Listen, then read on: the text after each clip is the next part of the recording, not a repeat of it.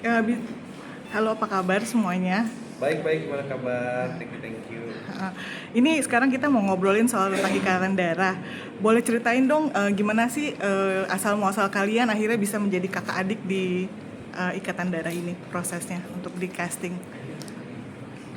Em, Prosesnya gimana ya? Pokoknya aku hanya ingat di kontak untuk memerankan Bilal, ngobrol sama Tata, sama direkturnya.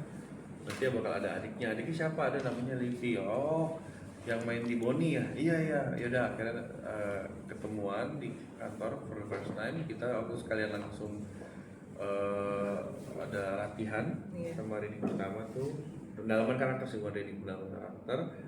Ngobrol-ngobrol, Livi itu pertama-pertama tuh diem banget orangnya. Dia yang lain ngobrol biasanya di pojokan sendiri, nangis gitu. Dia diem banget aja, kalau belum kenal diem aja. Kebetulan lucunya di proyek Ikatan Darah ini, di proyek Ikatan Darah ini nggak disengaja saat jadi aku nggak semua ya, aku yang enggak ya cuma Livi Smith sama Ramet baru.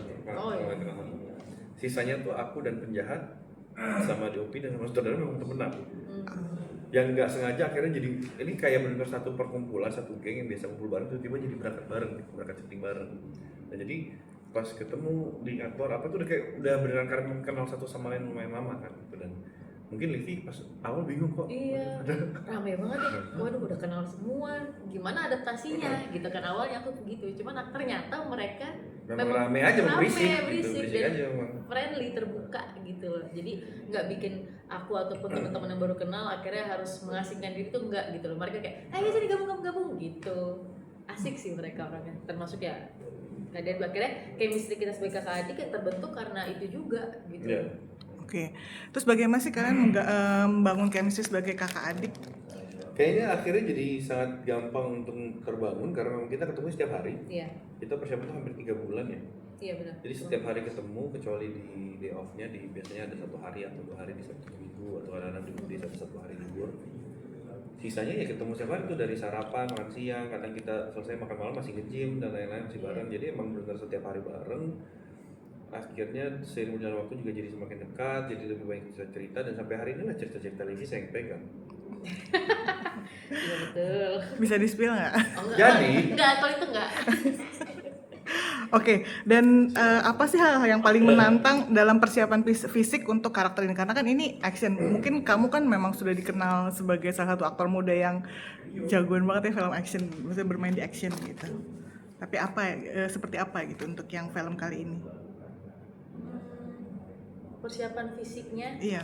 memang aku di film ini diminta untuk badannya tuh lebih bulky, walaupun tidak yang masif ya, tapi setidaknya ada bentuk yang ototnya lebih define. Iya, ototnya lebih define gitu loh. Karena kan karakterku adalah mantan atlet kan, dimana harus tercerminkan bagaimana seorang atlet yang dia disiplin latihan bela diri setiap hari gitu loh. Jadi itu yang salah satu yang aku kejar gitu loh untuk karakter Mega ini. Dan untuk ngebentuk otot yang lumayan define itu juga kan berarti kan aku membangun pola ya rajin nge-gym dan segala macamnya, itu yang akhirnya membantu juga aku untuk kesiapan fisiknya, ketahanannya ketika latihan, ketika melakukan koreo, menghafal dan segala macam gitu.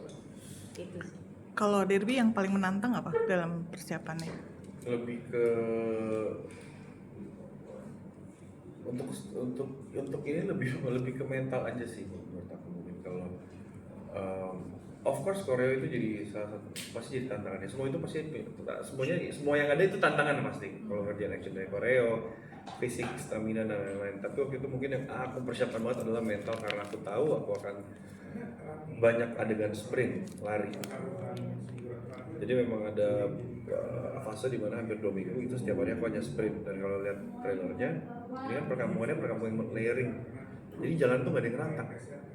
Jalan itu semuanya naik turun, belok kanan kiri, naik turun, belok kanan kiri. Jadi setiap hari aku tuh pasti punya ada fase yang setiap hari memang adegannya hanya lari, hanya sprint 400, 500, 600, 300 meter. Wow. Jadi memang itu lari doang. Jadi yang aku siapkan hanya mental untuk oke dan luar cuma lari, dan itu kita syuting di Semarang, panasnya panas banget dan aku menggunakan hoodie, Iya. pakai celana jeans, sepatu Converse, sepatu sneakers. Jadi memang wah, ya itu saya persiapkan. Tapi kalau boleh jujur, syuting Ikatan Darah itu syuting yang salah satu syuting paling menyenangkan di hidupku, di karirku. Dan memang syuting ini, kita ngomong syuting action ya, tapi kita nggak ada satupun yang capek. Karena kenapa? Karena semua itu benar sudah didesain, sudah disusun, dan kita semua based on schedule dan desain yang sudah diciptakan, koreo semua video per. Jadi pada saat syuting semuanya lancar dan memang sangat efektif. Kita tuh setiap hari jam 4 jam 5 kita udah di hotel, Iya, betul. sore. Dimana kita masih bisa pergi jalan-jalan, makan apa, refreshing besok lagi. Jadi memang terjaga sekali. Jadi mau syutingnya adegannya seberat apapun, kita di situ memang ya fun banget. Apakah ini bisa dibilang karena ada influence dari Iko Uwais yang juga pernah kerja di Hollywood gitu, atau mungkin? Well, first of all, I think di Indonesia sekarang banyak produksi memang sudah seperti ini, memang sudah seharusnya seperti ini. Dan dari sutradara kita, Siddhartha Tata sendiri, itu memang selalu mementingkan safety dan keamanan dari pemain. Apalagi kita ngomongin syuting film action. Ada sutradara Siddhartha Tata yang selalu memikirkan itu, dan tentunya dibantu sama ada Wise Team yang punya standar internasional. Jadi sangat-sangat klop dan sangat-sangat efektif akhirnya syuting ini. Karena semuanya based on design, semuanya sesuai dengan apa yang sudah di-discuss, jadi emang enak banget syutingnya. Oke, nah setelah syuting ini gitu, apakah kalian menambah skill baru dalam per-actionan, kayak misalnya mungkin jadi tahu pegang senjata, atau mungkin tahu cara kebut-kebutan drift gitu, atau mungkin? Jelas, itu pasti nggak, karena jadi gini, kita itu memang dikasih koreo yang sudah didesain sama Westin, tapi mereka itu setiap ngasih koreo itu mereka ngejelasin gerakan ini tuh tujuannya untuk ini. Jadi secara tidak langsung secara langsung kita memang belajar bela diri juga gitu loh. Setiap kita menggerakkan koreo yang dikasih, jadi ilmunya banyak banget sih aku pribadi yang aku dapetin. Mungkin bisa di spill sedikit kali, apa sih yang paling koreo-koreo yang stunt yang paling menantang dari yang sudah dipelajarin? Kalau aku yang paling menantang adalah untuk tidak terlihat formnya benar. Iya, benar. Jadi Itu menantang sekali. KBRB ini dia tuh secara Tapi ya ini cuma cerita aja ya, Iya. sharing aja memang. Karena aku punya basic bela diri, jadi ada beberapa kadang-kadang kalau sudah melakukan itu bertahun-tahun kan gerakannya sudah terbentuk seperti itu. Jadi ada di mana, karena di sini sebenarnya bilang nggak punya basic bela diri. Jadi ada beberapa gerakan yang kita mencari alternatif supaya tidak terlihat kalau itu formnya benar gitu. Dan itu salah satu tantangan yang aku baru tahu ternyata susah ya. Aku sama Kang Rama sama Kang Yandi itu sampai pusing. Gini gerakan kita apain ya gitu supaya tidak terlihat kalau aku punya formnya gitu, supaya dicari. Memang ternyata ini benar bukan kadang-kadang, Mbak, tapi memang susah banget. Aku pun sampai pusing gitu, sampai gimana nih caranya ya gitu. Itu tantangan. Kalau kayak gitu, seberapa besar sih kompromi kamu untuk oke, gue pakai double stand aja deh gitu, atau gimana? Kan itu udah di lokasi berarti ya. Kalau untuk melakukan adegan aku nggak ada pakai stand, kecuali ada satu yang itu pun sebenarnya. Jadi di Ikatan Darah fight, impact itu semua aku ngelakuin sendiri. Kecuali ada satu scene yang mungkin nggak jadi spill di sini, itu aku minta nggak boleh sama Tata karena syutingnya masih panjang, dan itu diambil di awal waktu itu. Dan bagaimanapun kan kita mencoba untuk mengurangi namanya resiko pastinya. Sebenarnya aku pengen banget dan aku suka memang. Jadi aku pengen banget lakuin itu sendiri. Tapi memang waktu itu Tata bilang boleh nggak yang ini, jangan satu ini aja, yang lainnya lu boleh. Karena Tata mikirin safety juga, takut aja namanya. Kita kan tetap resiko tetap kita kurangin kalau bisa.